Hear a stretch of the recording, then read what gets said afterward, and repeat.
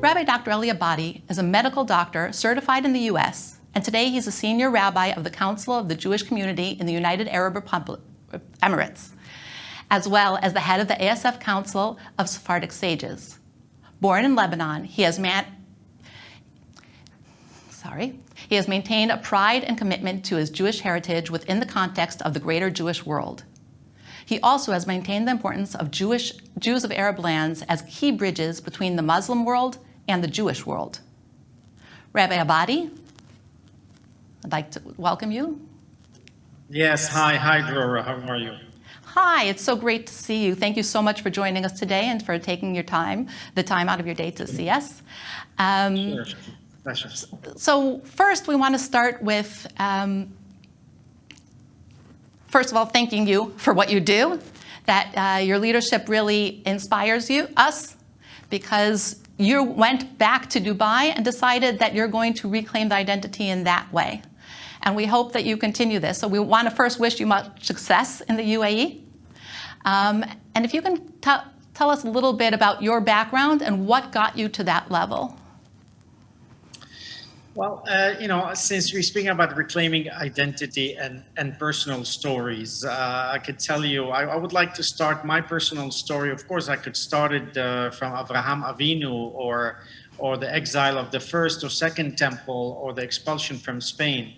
But I think the more relevant part of that history is maybe started in 1947 on the 30th of November, December 1st and 2nd of 1947, when the United Nations established a partition plan.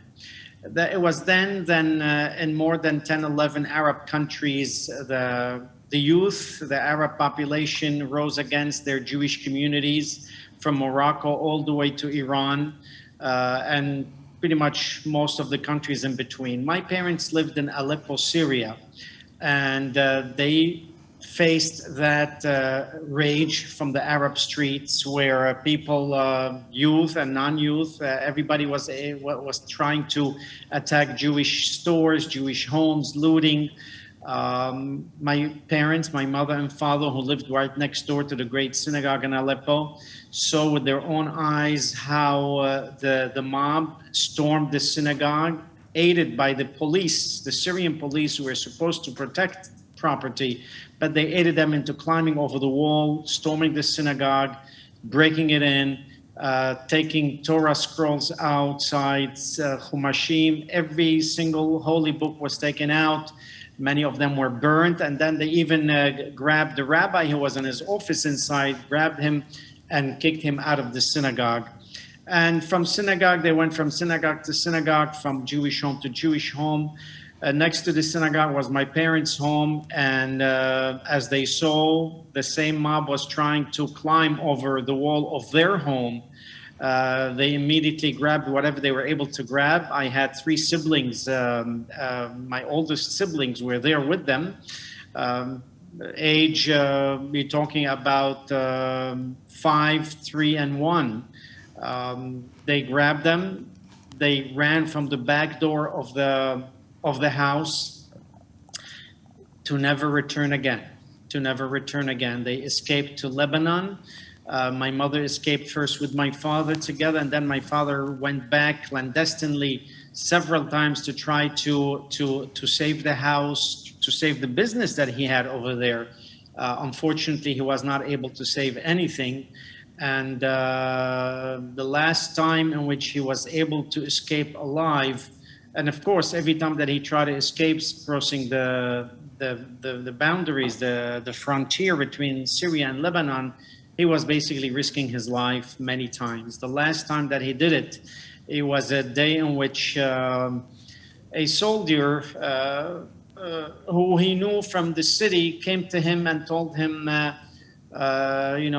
Sayyid Ibrahim, as my father was called, he said, I was sent to arrest you for having crossed the frontier with Lebanon several times. So I'm supposed to come and arrest you. So let me let you know that I will be arresting you tomorrow. That was an indirect way of telling my father, I'm your friend. you better run for your life. Otherwise, if I arrest you, you'll never see the light of day. That same night, my father took a very small attaché case and ran to the train station. He knew the conductor because he had gone several times, and he asked the conductor, I need to run for my life. The conductor told him, well, I cannot put you with the passengers because they're going to ask for passport. There's inspection, 2 inspections. One's in the Syrian border, the other one is in the Lebanese border. He says, I'm going to put you with the cattle, with the luggage, and that wagon, and you better keep quiet during the inspection of the Syrian border, because if they catch you, it's you and I who are going to be in the guillotine. So you better keep quiet. And that's what happened. He put him in the cattle car of the train, and as they approached the Syrian border, of course, they opened up all the doors with a flashlight at night. My father was caught almost in a fraction of a few seconds, in which he was almost caught. A noise occurred outside the wagon. The inspector, the border police was distracted, turned the other way. The conductor right away closed the door and informed my father, before we approach the Lebanese border, you better jump into the ravine. So otherwise, if they didn't catch you in the Syrian one, they will catch you in the Lebanese one. And that's exactly what happened. My father was saved by a miracle.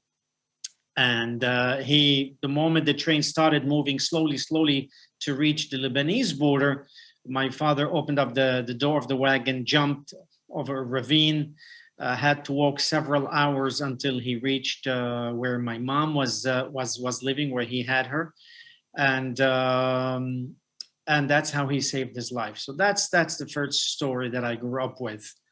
The second one was in Lebanon. Even though Lebanon was a modern country known as the Switzerland of the Middle East, and Beirut as the Paris of the Middle East, over there we lived tranquilly. It was definitely a much more tolerant country. The neighbors knew we were Jewish, but in the street we did not wear any kippah or any sign of Judaism. But people knew. We were always careful. We always looked behind us to see if there's anybody trying to hurt us. And what really got us out of Lebanon was one day, as my father was a member of the Bedin, of the Jewish rabbinical court, and they were performing a wedding.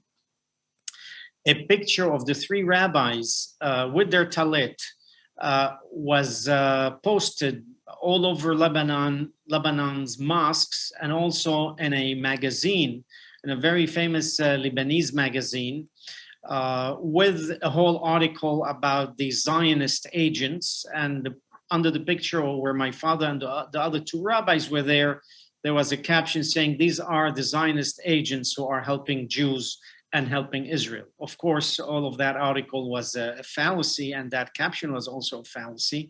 But however, as you know, when you are in a country that is an enemy official enemy of Israel, then a caption like this makes you a target for assassination with complete impunity of the murderers. And so, of course, my father and the other 2 rabbis were hiding for several weeks until the government guaranteed them, in a sense, a safe passage and protection. My mother took that picture, the article, and sent it to Mexico, where my oldest brother was living, and my father had also 3 sisters there. And we asked for asylum. Mind you, we could not leave Lebanon until then because we were Syrian refugees. Even those who were born in Lebanon, like myself, we were considered refugees, and we were not able to leave because no country would accept us as refugees. We did not have citizenship. We did not have a passport. Finally, Mexico accepted us as an asylum to save our life and for family reunification. We were given a laissez-passer from Lebanon, stamped on it, Roha bala raj'a, aller sans retour in French, which means leaving without returning.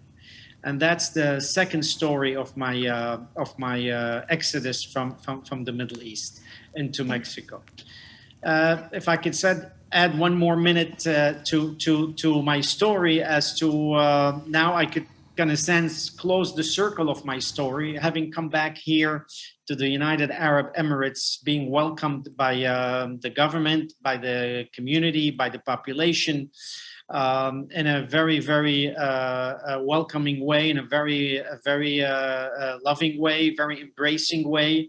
I feel, in a sense, I'm closing the circles, going back to the region where I was born, going back to the culture where I was born, where the contrast is so significant of my parents' life and suffering compared to my welcoming and my acceptance and my embrace that I'm being given here in this country, in this region, actually, and by the population here. So it's stand to believe in miracles, and we stand to believe in a messianic era, I would say, in which we can live all as brothers, as cousins, as brothers in humanity, and in this way make sure that this world continues with peaceful coexistence and with peace and harmony living all together.